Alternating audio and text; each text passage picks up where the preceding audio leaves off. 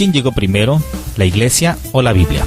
Quisiera empezar diciendo que Cristo no bajó del cielo con la Biblia en sus manos, y mucho menos pasó sus 33 años en la tierra escribiendo un bestseller. Más aún, ni siquiera les dijo a sus seguidores que escribieran algo. En vez de esto, escogió reunir a mucha gente a su alrededor para enseñarles sobre el reino de Dios y formarlos de una comunidad fundada en Pedro y los apóstoles. Formó una comunidad que ahora conocemos como la Iglesia Católica. Esta iglesia empezó cuando el Espíritu Santo descendió sobre los apóstoles y empezaron a anunciar la buena nueva, invitando a la gente al seguimiento de Cristo y a bautizarse. No fue sino muchos años después, en el 382 precisamente, que los escritos del Nuevo Testamento y eventualmente la Biblia como un todo fueron producidos por la Iglesia Católica. Todo esto nos lleva a responder la pregunta antes de la explicación profunda. ¿Fue la Iglesia y no la Biblia la que existió primero? Vamos a explicar un poquito. Es posible que para la mayoría de nosotros que hemos crecido en un ambiente de tradición cristiana sea imposible imaginarnos un tiempo sin la Biblia. Podemos ir a cualquier tienda, bueno, no cualquiera, pero ustedes me entienden, y comprar una variedad de traducciones de la Biblia en cualquier momento. O bueno, en los horarios que atienda la tienda, pero ustedes me entienden. Podemos incluso encontrar la Biblia en internet a la distancia de un par de clics. Sin embargo, si nos detenemos a pensar por un momento en el contexto del que estamos hablando y la pregunta que está como título, pues definitivamente no es el caso. Sabemos que Cristo no anduvo por las calles de Jerusalén repartiendo Biblias a diestra y siniestra como hacen algunas sectas protestantes. Tuvo sí el Antiguo Testamento, que por cierto para el tiempo de Jesús no se llamaba Antiguo Testamento, sino simplemente las Escrituras. Pero incluso las primeras partes del Nuevo Testamento no fueron escritas sino 30 años después de la muerte y resurrección de Jesucristo. Además, debemos recordar que el Nuevo Testamento no fue escrito por una sola persona y de una sola vez. El Nuevo Testamento es una colección de diferentes escritos de diferentes personas y en diferentes tiempos y lugares. Estos escritos fueron recopilados mucho tiempo después. Es probable que esto sea raro para una época como la nuestra en la que estamos acostumbrados a que todo quede documentado. Sin embargo, los evangelistas no escribían las palabras y hechos de Jesús en el mismo y exacto momento en que estaban sucediendo. ¿Por qué todo esto es importante? Porque muchas personas como Martín Lutero han querido ver en la Biblia la única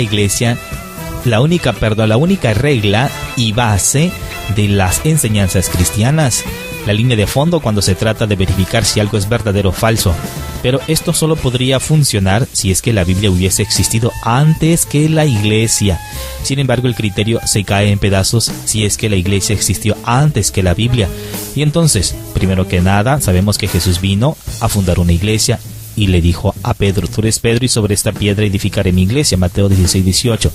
Cristo deja clarísimo que está construyendo una iglesia y que esta iglesia será construida en Pedro y los demás apóstoles. Después de todo, ellos fueron los únicos que recibieron la tarea de anunciar la buena nueva y hacer discípulos de todas las naciones. Mateo 28:19. Bueno, Jesús vino a fundar esta iglesia y les dio el mandato a los apóstoles, pero ¿cuándo inicia propiamente esta iglesia? Los Hechos de los Apóstoles en el 2, del 1 al 4, nos relatan claramente el momento de Pentecostés, cuando el Espíritu Santo desciende en forma de lenguas de fuego sobre cada uno de los presentes.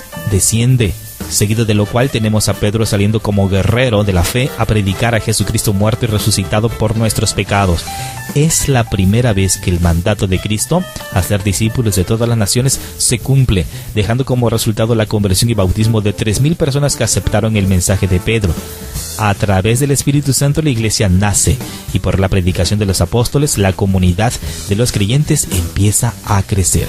Esto nos deja una cosa muy clara: la iglesia estaba viva y creciendo antes de la Biblia. Los apóstoles estaban proclamando el evangelio mucho antes de lo que los evangelios fueran escritos. La comunidad cristiana estaba creciendo y rezando antes de que cualquiera de las cartas del Nuevo Testamento fueran escritas por San Pablo.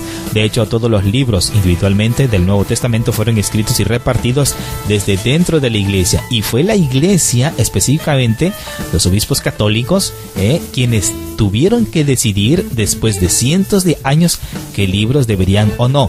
Iglesia Católica fueron los que decidieron, obispos de la Iglesia Católica, cuáles formaban o no parte del Nuevo Testamento. Como dice San Agustín: no creería en el Evangelio si no fuera por la autoridad de la Iglesia Católica que me lo ordena. Sabemos que a más de unos pues nos han echado con la clásica pregunta: ¿dónde dice en la Biblia qué?